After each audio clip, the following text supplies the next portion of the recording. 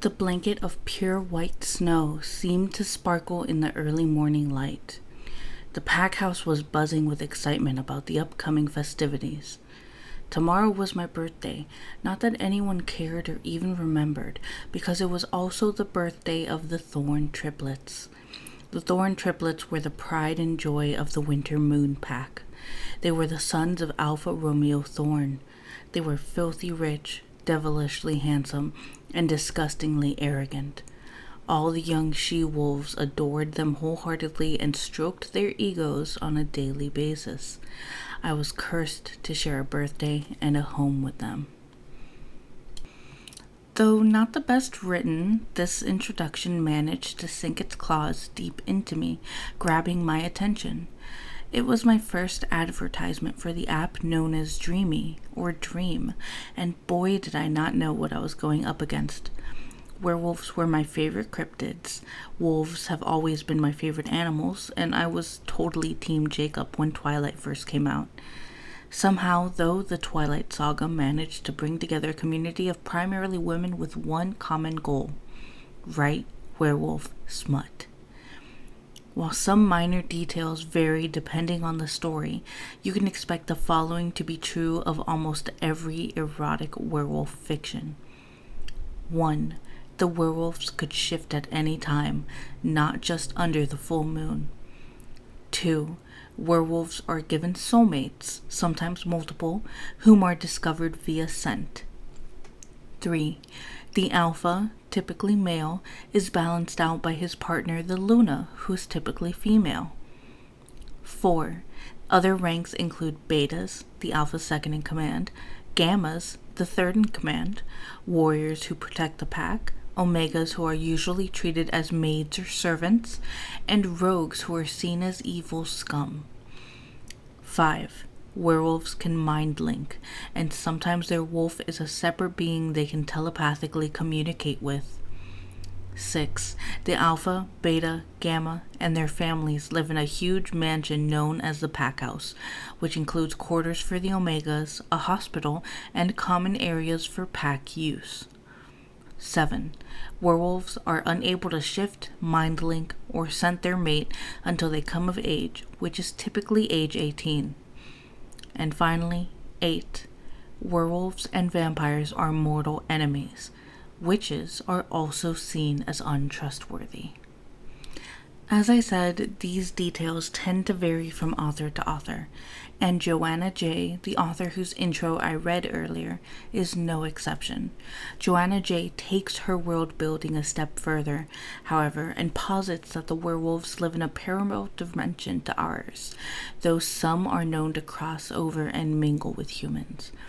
With 7 stories under her belt and over 30,000 followers, Joanna has changed the game and influenced indie authors all over the world. Me?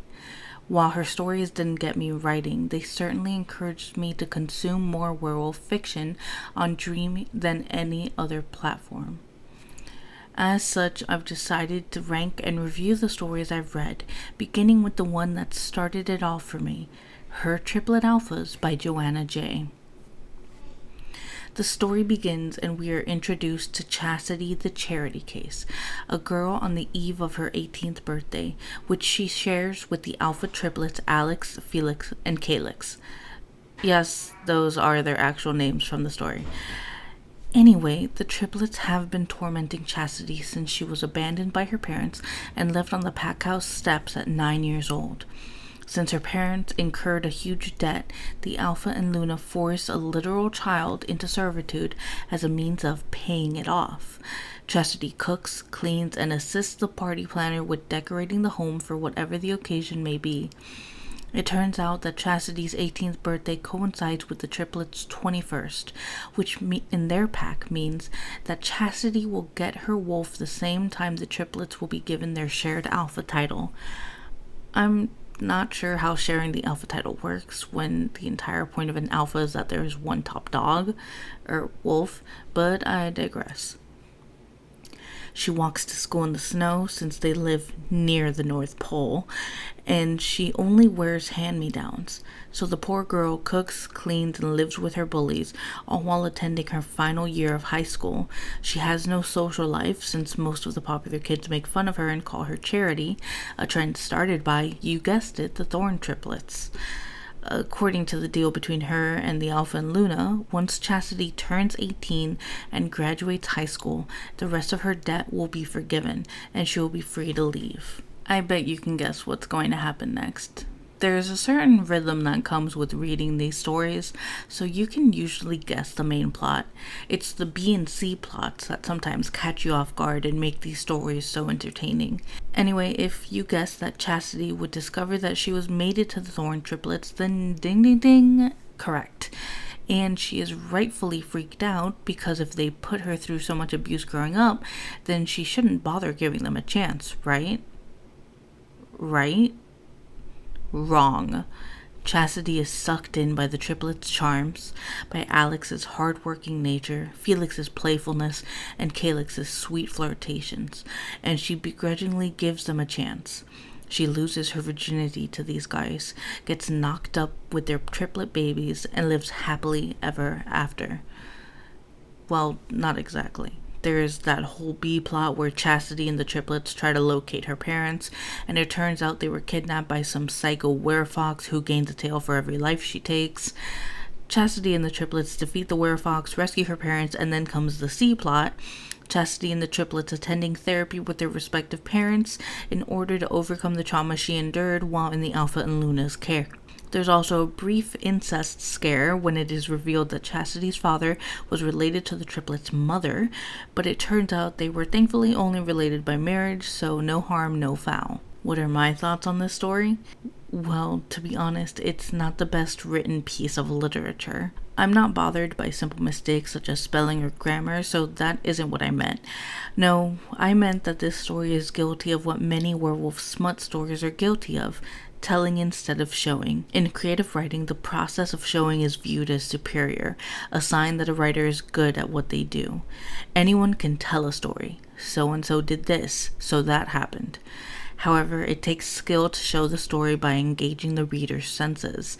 For example, here's the following excerpt from Chapter 3 of her Triplet Alphas. The pain shot through me. It was excruciating. I screamed. My bones lengthened and rearranged themselves. Sandy-colored fur enveloped my form. My eyesight and hearing became so sharp. I stood on all fours. I howled. I was a wolf. I ran through the night, white snow beneath me and black sky above me. I practically flew. When I had tired of running, they would probably be so cold after lying in the snow. I focused on what I looked like human and my bones started breaking again. It was painful, but not nearly as bad as the first time. The triplets had gone out to ring in the first few minutes of their 21st birthday with some of their friends at a bar. Using short, clipped sentences, Joanna tries to express the overstimulation one might experience while shifting into their wolf form for the first time, but she fails to do so. I don't feel weak from the pain or exhilarated to run around on all fours. I just know that that's how Chastity is feeling in that moment. The addition of the last line is also unnecessary in this paragraph, at least without further context. It just seems like she wrote off the dome and posted it online, which she very well might have.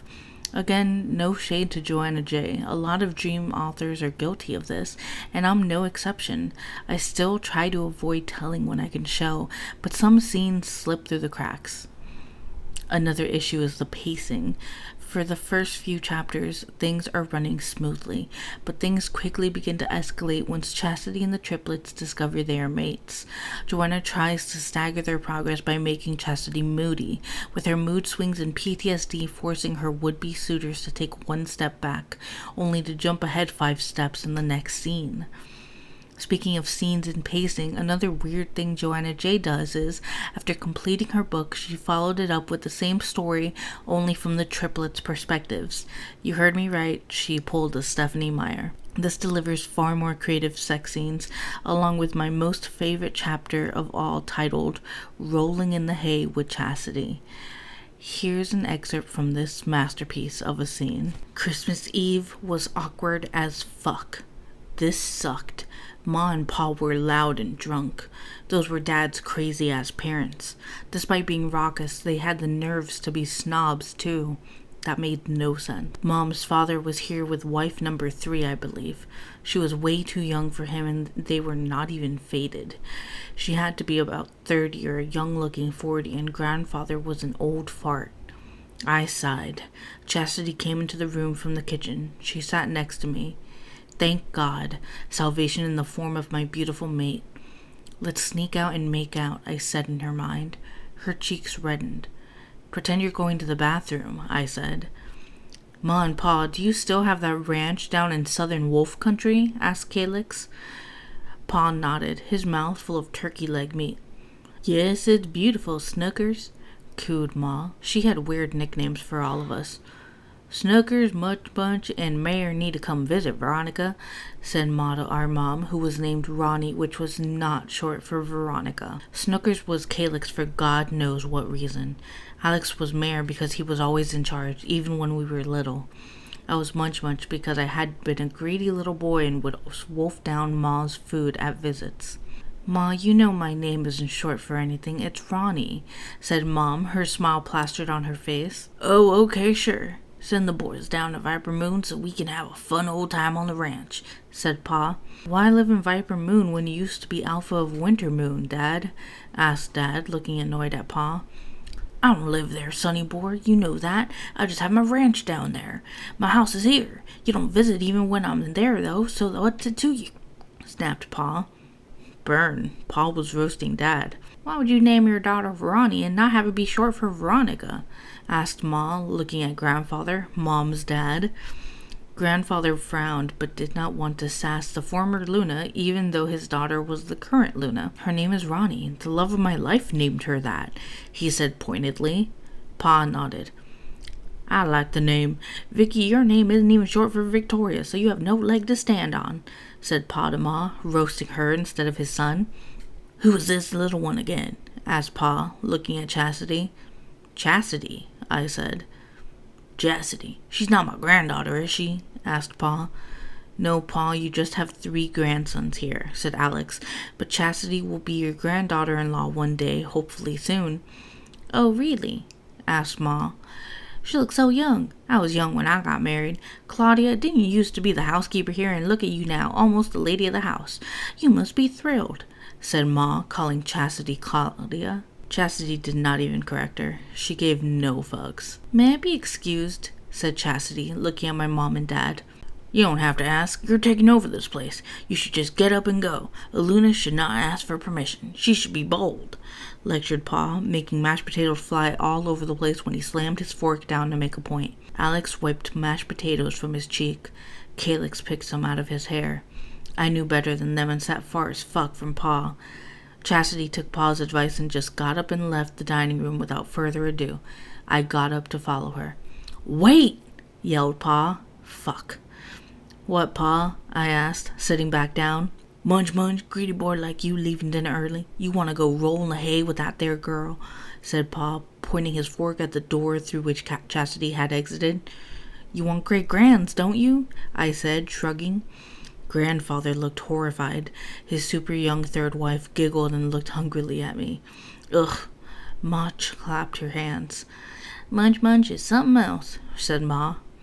Dad looked at his parents like he wished he had not invited them. Munch, said Pa sternly. Snookers, Mayor, you listen to. Alex looked at Pa with a sigh. Calyx seemed thoroughly entertained. He grinned at Pa. When I was a young'un, he began. Oh my God. I had a girlfriend, not your ma, a brunette, he said. She was a redhead, said Ma. I'm telling the story, said Pa. You're telling it wrong, said Ma. I slipped away mid-story. I heard Calix laughing his ass off at the story and Alex sighing deeply. I went to Chastity's room. She was not there. I peeked into her bathroom. She was sitting in the dry, empty tub. "This has a hot tub setting, doesn't it?" I asked, grinning. "Yeah, it does, munch munch," she said, flicking my cheek with 2 fingers. I tried to bite those 2 fingers. She shrieked and dove away. "Come on," I said, picking her up easily and putting her on the counter. I could not resist kissing her.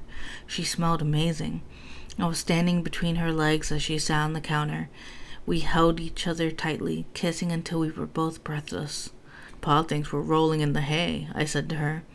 "There's no hay here. It's minus 10 degrees on a hot day," said Chastity. I laughed. "Pa thinks he's in Viper Moon," I said. "It's warm there." "It's not that warm," I said, temperate. "I wish I could go places," she mumbled, pouting at me. "I'll take you to Viper Moon. There's alpha quadruplets down there. Well, future alphas. They're teens now. They're like me and my brothers, only they got an extra brother instead to make up for being less good-looking than us," I said. "I don't know. I heard they're pretty cute," she said, taunting me. She had heard no such thing. "They're close to my age, too. You're 21. You're too mature for me, maybe," she teased. I growled, flashing her my black eyes. She showed me her black eyes. That was my girl. Okay, so just so you guys know, when they say black eyes, they mean that their wolf is coming to the surface while they're still in their human form. And when that happens, their eyes turn black. So that's what they mean. "Baby, I like it when you don't back down," I said, cupping her face in my hands. She grinned. I was grinding against her a little. "So 3 isn't enough for you, Chastity?" I snarled playfully. She bit her lip. I could smell her arousal. "3 is just fine," she breathed. "I like odd numbers," she said. "You like odd things in general," I teased. She rolled her eyes. "I like you," she said pointedly, insinuating I was odd. I pretended to be deeply offended. She giggled. "I can't with you," she said, shaking her head. "You can and you will with me a lot," I said, taking her hand and sliding it over the huge bulge in my pants. She squeezed the bulge, making me hiss with pleasure. "Baby," I moaned in her ear. She loosened my belt.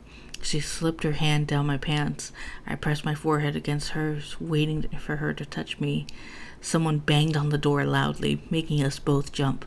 "What?" I roared at the door. Chastity giggled. "Munch, munch," came Ma's voice. I sighed deeply. "Come open your presents, greedy boy. I want to see your face. How long does it take to pee? Do your business. I'm waiting right here," she said. Chastity stifled her laughter. I groaned and fastened my belt. "I'm not done with you, gorgeous," I warned. "You're sleeping between my brothers and me tonight." Mom marched me into the living room. Pa was sitting on the couch, drinking whiskey on ice. Dad and Mom sat next to him.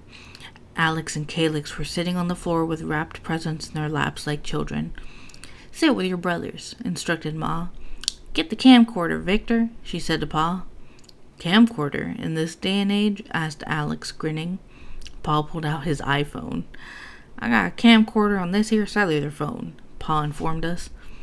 "Where's Chastity?" asked Calix. "Where's the little one?" demanded Ma. "Go get her, Munch Munch. There's scorpions in the hay. She could get bitten," said Pa. "We don't have a barn, Dad," said my dad to Pa. "Well, why the hell not? You grew up with one," argued Pa. "Claudia!" yelled Ma, meaning Chastity. "Veronica, be a dear and go fetch Claudia." "It's Ronnie," said Dad in unison with me, saying, "It's Chastity." "Little one, where are you?" shouted Pa. Chastity came scurrying into the living room.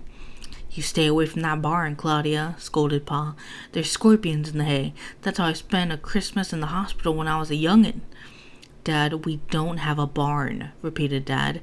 "That's not the point," argued Pa. Dad sighed exasperatedly. "The kids need to be safe, sonny boy," cooed Ma. "Claudia, sit on the floor with your big brothers." "That one is not our gran," Pa reminded Ma. "Oh, who is she then?" asked Ma. "You're not Claudia?" "No one is named Claudia," I said through gritted teeth, losing my patience. "Munch, Munch, relax," said Ma sternly. Yeah, Munch, pipe down, said Pa. You go first. You're the eldest. Mayor's the eldest, corrected Ma. That's why he's the mayor. Then why does Munch eat so damn much if he ain't the eldest? Complained Pa. Calyx was beside himself in a fit of stifled laughter. Hand out the presents to Munch and this little one, said Pa. Ma gave me a present and handed another present to Chastity. I smiled. I was happy they got her something. Mayor, open your gift, said Ma. Alex took his time taking the tape off and unfolding the wrapping paper carefully so that it could be preserved. Lord have mercy, I'm old, boy. You want me to croak before I see you open your present, Mayor? Complained Pa, despite the fact that werewolves were immortal. We were not indestructible, though. We could succumb to injuries, a small list of ailments, and poisoning with wolfsbane or silver. Other than that, we would go on living indefinitely.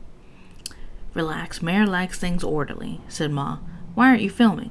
Shit, I forgot, swore Pa. Wrap it back up and start over. You just complained it was taking too long, Alex reminded Pa. I snorted with laughter. I felt Alex's frustration. Ma took the gift and put the wrapping paper back on with some more tape. Pa began filming Alex opening the gift again. Alex looked at the box he had unwrapped. It was floral print. The label said, Meet Henrietta, your new best friend. I peered at the transparent plastic front. It was a doll. Thank you, said Alex, grinning. He was a good actor. I'd give him that. That's for the little one. They're not labeled, said Ma with a smile. You play with dolls, boy? Said Pa. You sure this is the eldest? This is the youngest. Mayor's the eldest. Claudia's the youngest, said Ma. Calyx is my youngest, hissed Mom. You like the doll, Claudia? Asked Pa. Chastity took the gift. She smiled. Thank you so much, former Alpha and Luna, she said politely. Are you presenting at Parliament? Girl, call me Pa, said Pa. I'm now just realizing that I should probably be giving all these people varying degrees of British accents, but I'm not going to do that because my British accent sucks. It's a collector's doll, gushed Ma. The doll did look expensive. Ma took it out of the box and smoothed its hair. It looks like you, see, Claudia, said Ma. The doll was red-headed with her straight hair and pigtails. It had pale, freckled skin and green eyes and was clad in pink overalls. Chastity had dark blonde curls, golden skin, and brown eyes. Claudia, said Pa, next year, no more dolls. You're getting to be a big girl. I swear I don't even remember this one as a baby. It's like she just shot up, said Ma. She's not your grandma and Pa. She came here at age 9, said Mom. Don't be rude, Veronica, said Ma, narrowing her eyes. We know Claudia's adopted, hissed Ma in hushed tones. Don't rub it in, said Pa. Edit that part out of the home movie, instructed Ma. Ronnie, stop ruining the home movie, complained Pa.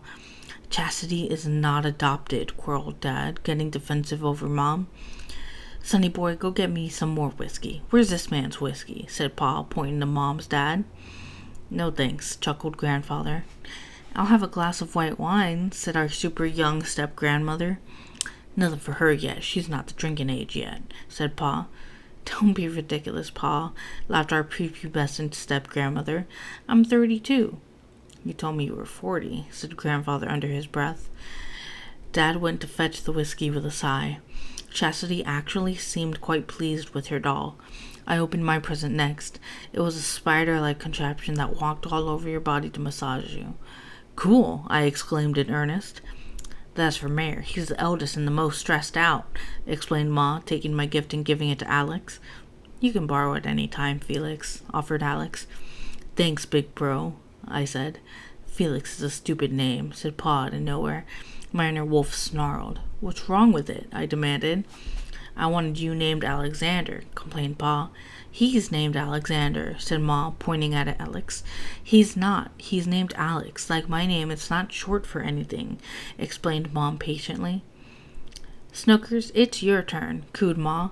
Alex ripped open the gift in a second flat, the opposite of Alex. I love it, said Calyx excitedly. It was a gun. Calyx, said Mom, alarmed. Please be careful with that. He's an alpha, Veronica, said Ma. He might have to shoot people here and there. Yep, said Pa. Dad had his head in his hands. Thanks so much, Ma and Pa. You're the best, grinned Calyx. Claudia, go ahead, encouraged Ma. Chastity opened the gift in her lap. It was another gun. "That one is Munch Munch's gift," said Ma, giving it to me. I did not need a weapon to ice people, but it could come in handy. "Thanks," I said, flashing them a grin. "Where's my gun?" joked Alex. "I feel left out." Paul pulled another gift out of the sack he had brought. "It's here," he said, grinning, handing Alex another gift. "Alex gets 2 gifts?" complained Calyx. Alex painstakingly unwrapped his gun. "You'll get 2 gifts when you're the eldest, Snookers," cooed Ma. "I'll never be the eldest," said Calyx, wearing a bemused expression. "Stop complaining and go outside to play with your gun," said Pa. "Dad!" yelled our father at Pa. "Pipe down, there's rubber bullets loaded in there." "The real bullets are in here," said Pa, pulling yet another wrapped gift from the sack. "We got 'em in silver and regular. Their skin will just push the regular out if any accidents happen. Now the silver, be careful with those, you hear?" said Pa, enunciating his last warning. "Don't put the real bullets in when you're playing, okay?" cautioned Ma. Ma and Pa were literally insane. "I won't," promised Calyx. Pa ruffled his hair. "Good boy," said Pa. "Did you get all that?" inquired Ma. "Yeah, it's on the cellular phone camcorder," confirmed Pa. "Should we watch it over dessert?" said Ma. "It just happened," I said incredulously. "We'll watch it next Christmas," said Pa dismissively. "Hey, do you want me to film the kids opening your gifts with my camcorder, or did you bring your own?" said Pa to Grandfather.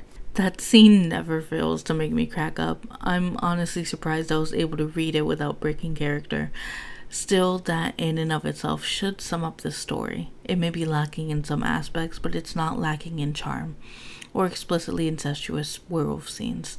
There's also some debate as to whether this story is plagiarized, but I have not seen any evidence as to that. Do I recommend this story? Sure, if you're interested in enemies to lovers where the girl gives in way too easily. I'll give this story a 6 out of 10 hearts. 2 per triplet. That's it for today, folks. Thanks for watching. Consider leaving a like, subscribe for more videos like this, and leave a comment asking me to review another story or comic in its platform. Toodles.